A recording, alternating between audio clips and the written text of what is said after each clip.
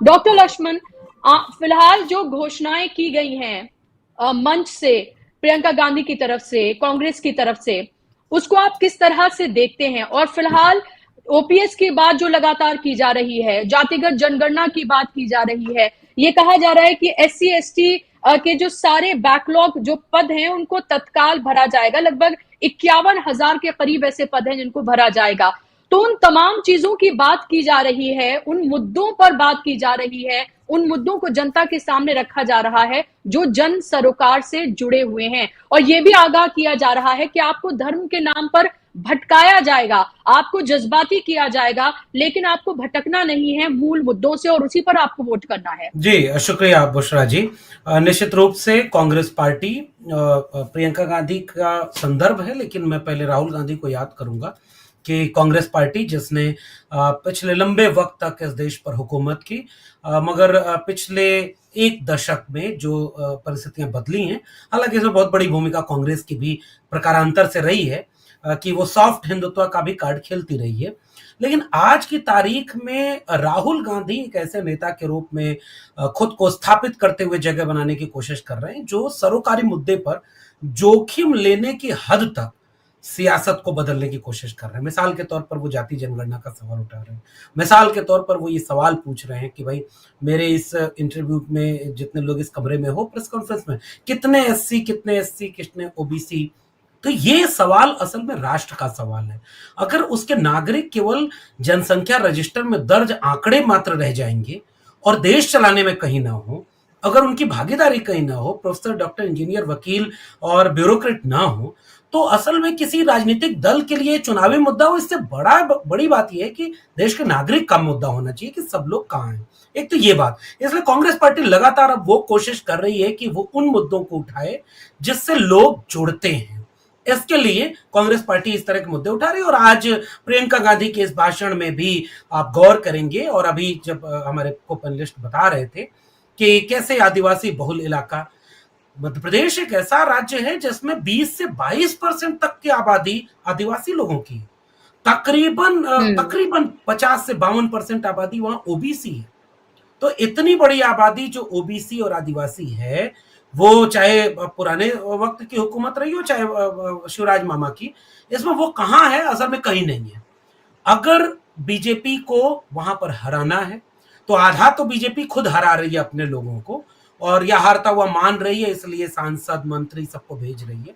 जो बाकी कसर है, अगर आपको चुनाव में जीतना है तो निश्चित रूप से उन तबकों को जोड़ने के लिए, केवल ये नहीं कि आदिवासी के ऊपर उन्होंने वहां पर अपमान करते हुए पेशाब किया, केवल ये नहीं कि बलात्कार के शिकार हो रही हैं, ये तो एट्रोसिटीज हैं।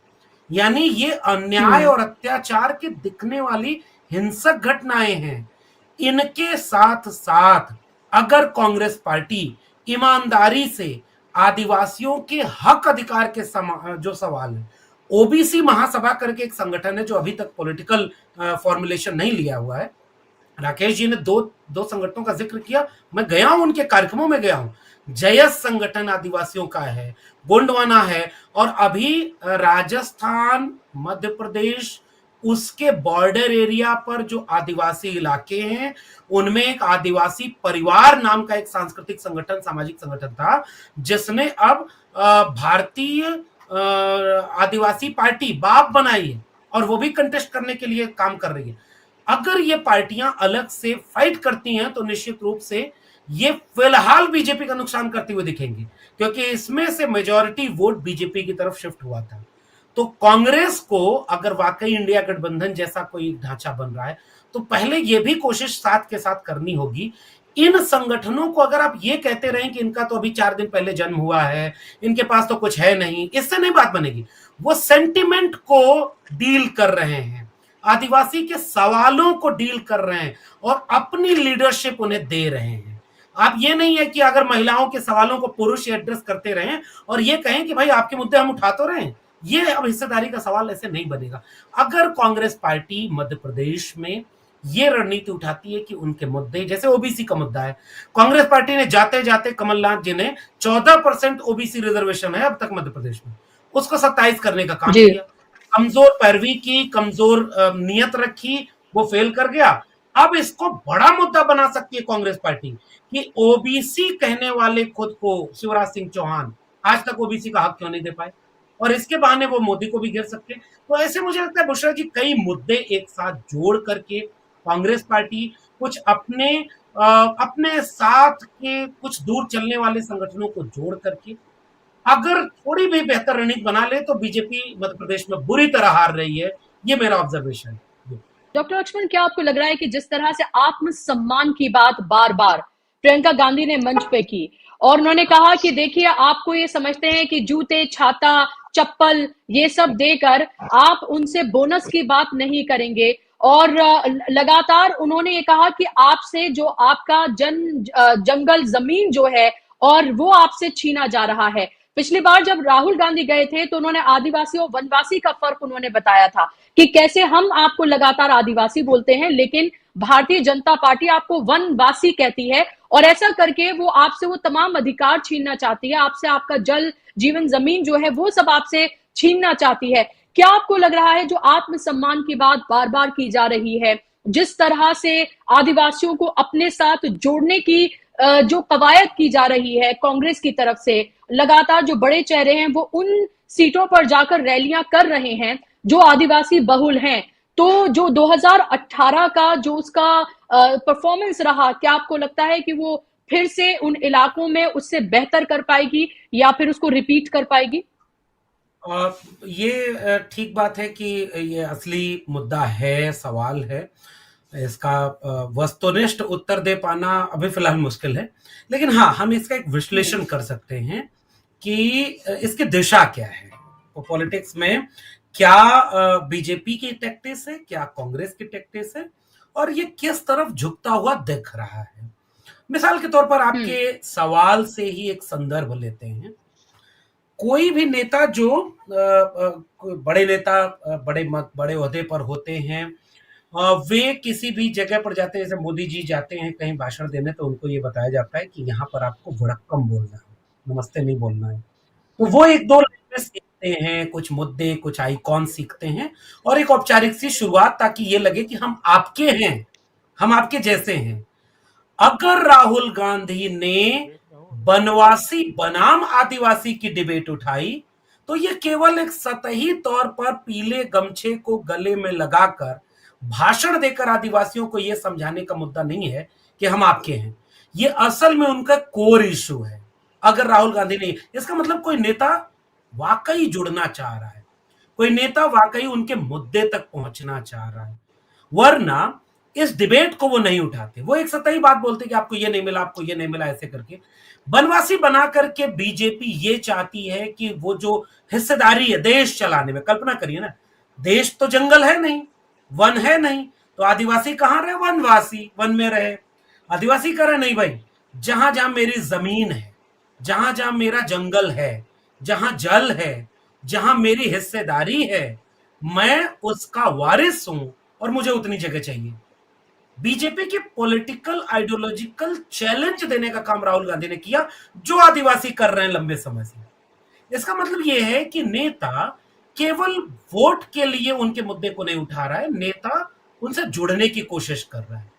नेता जब ये करना चाह रहे हैं कि ओबीसी को कितने हक मिले, भले ही उसके बाद देश के प्रधानमंत्री, जो एकमात्र आजाद भारत के प्रधानमंत्री हैं जिन्होंने जाति बताकर अपनी जाति के नाम पर वोट मांगे हैं, जिन्होंने कैबिनेट मंत्रियों की जाति बताई है, जिन्होंने राष्ट्रपति बनाने के बाद उनकी जाति बताई है, वो आज ये कहने लगे एक ही जाति होती है, गरीब की, जातियों में बांट रहे हैं। इसका मतलब ये कि कांग्रेस पार्टी राष्ट्रीय फलक पर उस जमीन पर खड़ी हो रही है जिस जमीन पर खड़े होकर के इस देश में समाजवादी आंदोलन चले, अंबेडकरवादी विचारधारा के संघर्ष चले, और आज अब एक बड़े फलक पर बीजेपी ने उसे भरमा कर अपने साथ रखा। जैसे मिसाल के तौर पर ओबीसी, क्यों बताया नरेंद्र मोदी ने कि मैं ओबीसी माँ का बेटा हूं, और 19 में बताया मैं अति पिछड़ी माँ का बेटा हूं? क्योंकि उनको पता था कि ओबीसी का एक बड़ा हिस्सा अगर मैं वोट देता है तो हम एक मेजोरिटी में आएंगे और उसका लाभ उन्हें मिला। कांग्रेस पार्टी को अब ये बात समझ में आ गई, चाहे कांग्रेस पार्टी की मजबूरी कह लें, चाहे सैद्धांतिक सहमति कह लें, यह बात कांग्रेस पार्टी को समझ में आ गई है और अब वो उन मुद्दों पर मुखर है। और मुझे राहुल गांधी की ईमानदारी में कोई शंका भी नहीं होती। हाँ, मुझे अभी इस बात का इंतजार है कि कांग्रेस की टॉप लीडरशिप कितना दिल से इसे एक्सेप्ट करती है, क्योंकि रायपुर अधिवेशन में उन्होंने कबूल तो कर लिया था कि 50% हम गैर सवर्णों को आरक्षित करेंगे संगठन में, उसको जमीन पर अभी नहीं देखा। लेकिन राहुल गांधी जब कोई तैयारी से बोलते हैं, यह फायदा उनको छत्तीसगढ़ में मिलेगा। इस ईमानदारी का, इस स्पष्टता का फायदा उन्हें मध्य प्रदेश में नो डाउट मिलने जा रहा है। मध्य प्रदेश के आदिवासी तबके में, और मैं अभी भी कह रहा हूं, कांग्रेस पार्टी को कोशिश करनी चाहिए, जयस, आदिवासी परिवार, बाप पार्टी, गोंडवाना, कहीं कुछ गुंजाइश अगर बने, क्योंकि ये पार्टियां अब उस तरह से उनकी नुमाइंदगी कर रही है और कांग्रेस एड्रेस कर रही है। कांग्रेस सैद्धांतिक रूप से सोशल जस्टिस के ग्राउंड पर खड़ी हो रही है। और जैसे समाजवादी पार्टी है, समाजवादी पार्टी उत्तर बुंदेलखंड के आसपास के 2-4 सीटें हैं। अब अगर आपको पैन इंडिया कुछ बनाना था, तो शायद इन दोनों पार्टियों को मिलकर के वहां कुछ अलायंस बनाना चाहिए, जिसमें ओबीसी उधर मिलेगा, कुछ इधर मिलेगा। अगर बुशरा जी ये होता, तो जो मुद्दे कांग्रेस पार्टी उठा रही है, उन मुद्दों की काट फिलहाल बीजेपी के पास नहीं दिख रही है। मिसाल के तौर पर जातिवार जनगणना पर एक शब्द भी विरोध का बीजेपी अभी नहीं बोल पाई। वो ये भले कह रही है कि जातियों में बांटना ठीक नहीं है। अरे भाई, आप बिहार में जातियों में बांट रहे हैं। बिहार की बीजेपी जातिवार जनगणना का समर्थन करती है और दिल्ली की बीजेपी विरोध कर रही है। ये कैसे होता है? इसका मतलब ये है कि कांग्रेस पार्टी ने लीड गेन कर लिया है। कांग्रेस पार्टी ने मुद्दे चुने हैं, कांग्रेस पार्टी ने नेतृत्व में विविधता चुनी है, कांग्रेस पार्टी ने हर तबके को जोड़ने के लिए कुछ सवाल और सिद्धांत चुने हैं। ये कांग्रेस पार्टी को एज दे रहे हैं। बाकी इम्तिहान ये है कि इसका न्यूमेरिकल कितना एडवांटेज कांग्रेस पार्टी को मिलता है, ये परिणाम बताएंगे। जी डॉक्टर लक्ष्मण, कर्नाटक में हार हुई, हिमाचल प्रदेश में हार हुई, बाइपोल्स में हार हुई, लेकिन उसके बावजूद भी क्यों ये नरेंद्र मोदी को लगता है कि अभी भी उनके चेहरे को आगे करके कि मोदी है तो वो गारंटी दे रहा है तो 100% पूरी होगी, या फिर मोदी के चेहरे को आगे रख के मध्य प्रदेश में तो थीम सॉन्ग पूरा लॉन्च किया गया है और तमाम जितने भी स्टेट लीडर्स हैं उनको पूरे तरीके से साइडलाइन कर दिया गया है, यहां तक कि उनकी एक तरह से बेइज्जती तक की जा रही है मंचों से। उसके बावजूद क्यों लग रहा है और ये ओवर कॉन्फिडेंस है कि आपको लगता है नरेंद्र मोदी का कि उनको लगता है कि अभी भी उनके चेहरे पर एक बार फिर से जनता को छला जा सकता है और इन 5 राज्यों में जीत हासिल की जा सकती है, या फिर वो एक तरह से टेस्ट कर रहे हैं ये कि 2024 से पहले का एक टेस्ट है, देख लिया जाए। बिल्कुल। नरेंद्र मोदी जी मतलब एक सामान्य मनुष्य तो है नहीं और न सामान्य राजनेता हैं, न उन्हें मानने वाले ऐसा मानते हैं। वो तो इन सब से परे हैं, ऊपर हैं।